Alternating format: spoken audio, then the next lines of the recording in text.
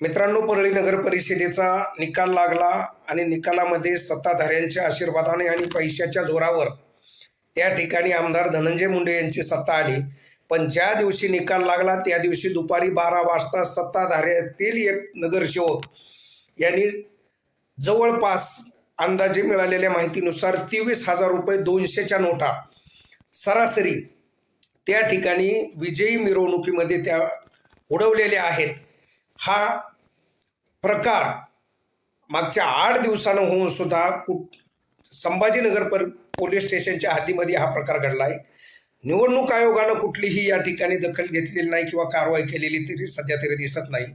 या ठिकाणी मीडियावर ज्या वेळेला यांचे व्हिडिओ व्हायरल झाले तरी सुद्धा मागच्या 7 दिवसापासून या ठिकाणी कुठलीही कारवाई त्या नगरसेवकावर या ठिकाणी होत नाही। हे नक्कीच दुर्दैव आहे।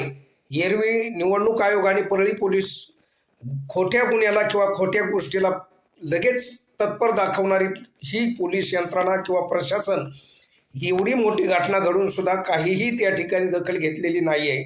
म्हणून या सर्व प्रकाराचा तपशील मी जिल्ह्याचे लोकप्रिय खासदार माननीय बजरंग बाप्पा सोनवणे यांना जशास तसा देणार आहे आणि नक्कीच आदरणीय खासदार साहेबांच्या माध्यमातून निवडणूक आयोगाकडे एक तक्रार करण्याची विनंती मी या ठिकाणी माननीय खासदार साहेबांना करणार आहे।